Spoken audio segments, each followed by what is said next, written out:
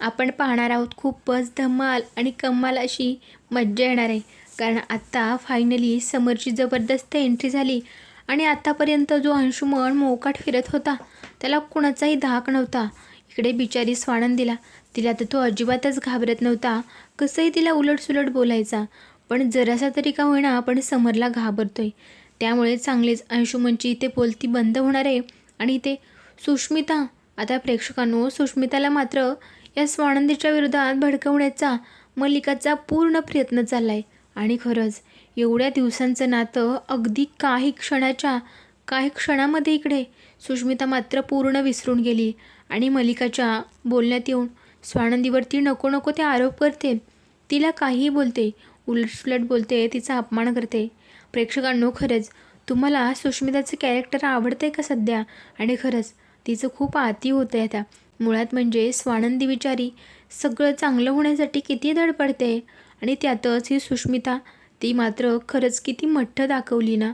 तिचं थोडंसं तरी स्वतःचं डोकं वापरायला हवं तिने. मुळात म्हणजे खूपच इनमॅच्युअर आहे ती. तिला काहीच समजत नाही स्वतः काय बोलावं काय नाही बोलावं. आणि मुळात म्हणजे खरंच ह्या माझ्या सासूबा आहेत त्या मला भडकवतात का काय करतात हे तिला काहीच समजत नाही. मुळात त्या काय बोलायला सांगतात हे सुद्धा तिला लक्षात ठेवायला जमत नाही. मुळात म्हणजे तिला हातावर लिहून घ्यावं लागते. म्हणजे बघा खरंच किती मठ्ठ दाखवली ना.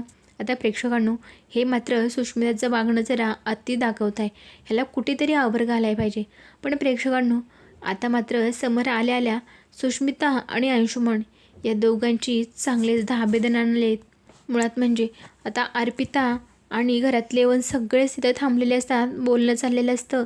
मुळात म्हणजे आता इथे ज्यावेळेस या मल्लिकाने स्वानंदीला काय बाई बोलायला सांगितलं होतं सुष्मिताला, त्यावेळेस मात्र अचानक समरची एंट्री होते आणि काय चालले म्हणून आवाज येतो तर काय खरंच मागे फिरून बघते सगळे समर आलेला असतो. आता समर आल्या काय चाललंय तुमचं, किती तो आरडाओरडा, मला बाहेरपर्यंत आवाज येत होता. पण इथे स्वानंदी मात्र काही नाही म्हणून त्याला समजवण्याचा प्रयत्न करते. पण समरच्या मनात थोडंफार तरी लक्षात येतं, त्याला समजतंय नक्कीच काहीतरी गडबड तर आहेच. म्हणजे एवढी शांतता लगेच कशी पसरू शकते. आणि तेवढ्यात सुष्मिता तिच्या गळ्यातलं मंगळसूत्र इथे या समरला दिसतंय. तेव्हा मात्र समर खूपच आश्चर्याने म्हणतो, काय सुष्मिता, अगं लग्न झालं केव्हा, कधी झालं लग्न, आणि कोण आहे तो नवरा मुलगा, अगं मलाही कळू दे कधी झालं आहे तुझं लग्न. तेव्हा मात्र आजी त्या तिथेच असतात, म्हणत असतात, समर तुला तिचा नवरा पाहायचा आहे ना, कोण आहे तो मुलगा पाहायचा आहे ना, बघ तुझ्यासमोर नालायकासारखा उभा आहे समोर. आता हे सगळं ऐकल्यावरती समरचा मात्र राग एवढा काही वाढला आहे ना. आणि त्यातच स्वानंदी मात्र आता खूपच एक विचित्र प्रकारे त्यांच्याकडे पाहू लागते. आता नक्की काय होणार आहे, खूप मोठा राडा होणार. आणि मुळात म्हणजे सुशला मी सांगत होते अगं नकोच तो अंशुमनवरती विश्वास ठेवू, पण तरीही तिला काय झालं आहे कोण माने. तर मुळात म्हणजे सुशचाच माझ्यावरती विश्वास राहिला नाही, ती माझ्याशी अशी का वागायली, हे नक्कीच ह्या मल्लिका काकूंचं काम असणार आहे. तिच्या सगळं लक्षात येतं आहे. पण काय करणार, तिने जर काही बोलायला जावं तर सुश तिच्यापासून कायमची दूर जाईल याचीही तिला कुठेतरी आता भीती वाटायला लागली. आणि खरंच इकडे अंशुमन, अर्पिता आणि मल्लिका यांचा येस तो प्लॅन आहे. कारण त्यांना काही करून सुष्मिताकडून सगळं करून घ्यायचं आहे जे त्यांना आत्तापर्यंत जमलं नाही. इकडे स्वानंदीला त्रास देणं, तिच्याकडून तिचे सगळे अधिकार हिसकावून घेणं, हे सगळं आता ते सुष्मितला हाताखाली धरून करून घेणार आहेत. पण यात चांगली गोष्टसुद्धा घडणार आहे प्रेक्षकांनो, ते म्हणजे समर आता स्वानंदीवरचं प्रेम व्यक्त करणार आहे आणि त्याचमुळे मालिकेत चांगलीच रंगत येणार आहे. आता प्रेक्षकांनो जेव्हा समरला समजलं आहे की सुष्मिताचं लग्न हे अंशूसोबत झालं आहे, तेव्हा अंशूला आणि सुष्मिताला मात्र याची शिक्षा तर भेटणारच आहे. म्हणजे सुष्मिताला नाही शिक्षा भेटणार तर अंशूला शिक्षा भेटणार आहे.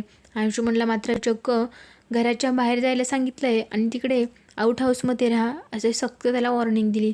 आता पुढे सगळं कसं होणार, या सगळ्यांचा ब्लेम कशा पद्धतीने सुश मात्र आता स्वानंदीवरती टाकणार आणि तुझ्या नवऱ्याला तू समजावू नाही का शकत.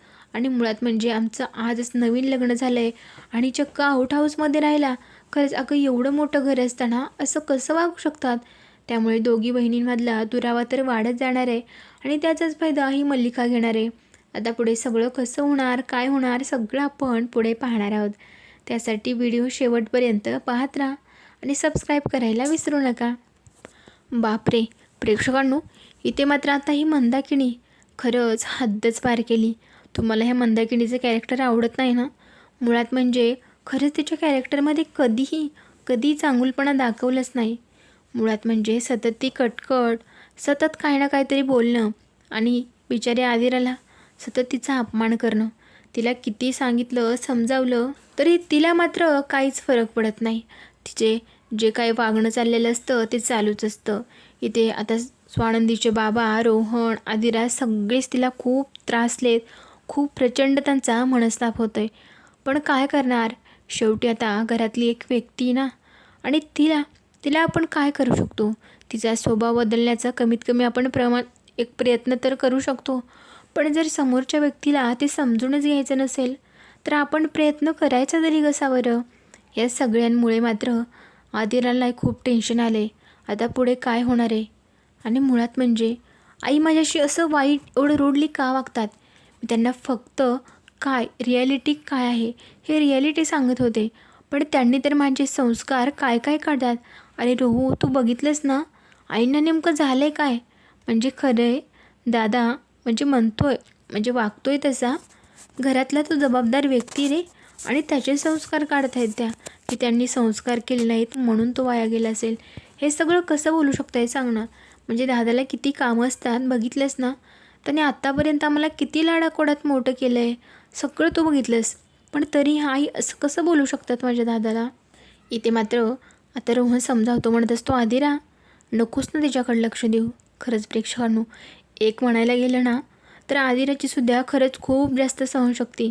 कारण अशी बाई जी की सासू आपल्या घरात आपल्यासोबत कंटिन्यू राहणार आहे आणि तिला फेस करायचं आहे, सतत तिच्यासोबत राहायचं आहे, सतत तिच्यासोबत एका छताखाली वावरायचं आहे.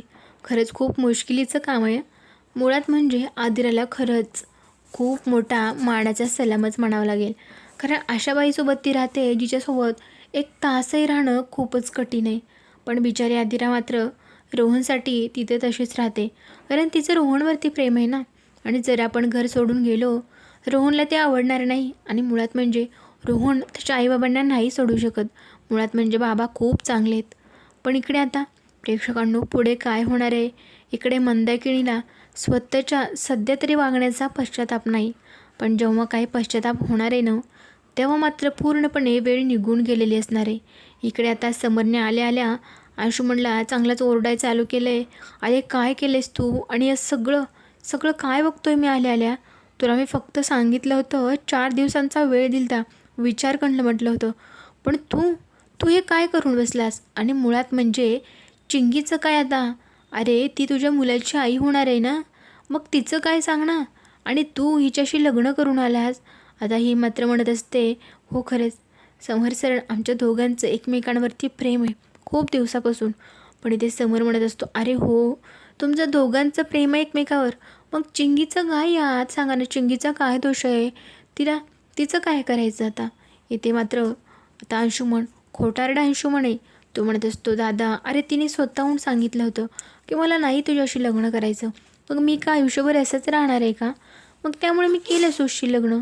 आणि मुळात म्हणजे सुशचं आणि माझं दोघांचं एकमेकांवर खूप प्रेम आहे. पण इथे स्वानंदी म्हणत असते, अंशुमन अरे किती खोटं बोलशील, मगाशी तर तिला पाय चेपाय लावत होतास, आणखीन तिच्याकडून काय करून घेणार आहेस आणि म्हणतोयस आमचं एकमेकांवरती प्रेम आहे. इथे मात्र सुष्मिता आता म्हणत असते, अगं ताई तू काही बोलतेस का? आणि आमची पर्सनल लाईफ आहे ना, तू अशी सगळ्यांच्या समोर बोलणार आता? इथे मात्र सुष्मिताचं बोलणं वागणं बघून समरला सुद्धा किंचितसा धक्का तर बसला आहे, कारण तिचं पहिल्यांदाच रूप बघते ना. आणि इकडे मात्र मल्लिकाने आता तिच्या डोक्यात नको ते भरवले. समरने आतापर्यंत त्यांना किती मोलकरणीसारखं वागवलं, कशा पद्धतीने त्यांचा गैरफायदा घेतला, हे सगळं आणि त्यामुळे सुष्मिताच्या डोक्यात तेच असतं, ह्या सगळ्यांना मी तालावर आणणारच आहे, सगळ्यांना धडा शिकवणार आणि माझ्या नवऱ्याचा हक्क त्याला मिळवून देणार. पण प्रेक्षकांनो इथे मात्र समरने चक्क आता या अंशुमनला सांगितलं आहे, अंशुमन खरंच तू जे वागलायस ना त्या चुकीला तर कधी माफी नाहीच आहे. त्यामुळे तू आत्ताच्या आत्ता माझ्या घराच्या बाहेर निघायचंस आणि तिकडे आउट हाऊसमध्ये जाऊन राहायचंस. त्यामुळे इकडे सुशलात आता प्रचंड राग येतो आहे, कारण मी माझ्या नवऱ्यासोबत याच घरात राहणार, ती समरलासुद्धा बोलू लागते. तेव्हा मात्र आता स्वानंदीचा पारा चढतो, म्हणत असतो, सोश नीट तोंड सांभाळून बोलायचं. आणि त्यातच आता ही अर्पितासुद्धा मध्ये पडते, तू आमच्यात पडायचं नाहीस. तेव्हा मात्र समर म्हणत असतो, आमच्यात पडायचं नाहीस म्हणजे? अगं ती माझी बायको आहे ना, त्यांचा अधिकार आहे पूर्ण आणि माझा त्यांच्यावरती पूर्ण विश्वास आहे, त्यामुळे त्या बोलणारमध्ये पडणारमध्ये. आता काय, इथे मात्र अर्पिताला खूप मोठा धक्का बसला आहे, कारण तो असं पहिल्यांदाच त्याचं रूप बघतोय ना, त्यामुळे अर्पिताला समजत नाही. आणि मग काय, इथे मात्र आता समर म्हणत असतो, इतके दिवस झालं इथं राहतेस, दुसऱ्यांच्या संसारात लुडबुड करतेस, आत्ताच्या आत्ता बॅग घ्यायचं आणि चालतं व्हायचं आणि स्वतःचा संसार करायचा. त्यामुळे इथे अर्पिताला तर चक्क हाताला धरून घराच्या बाहेर काढलं आहे प्रेक्षकांनो. पण पुढे नक्की काय होणार आहे, कशा पद्धतीने आता अंशुमन, इकडे सुष्मिता आणि स्वानंदी या दोघींमध्ये तुफान अशी लावालावी करणारे, भांडणं लावणारे, सगळं पुढे जाणून घेणार आहोत. त्यासाठी चॅनलशी कनेक्ट राहा आणि सबस्क्राईब करा.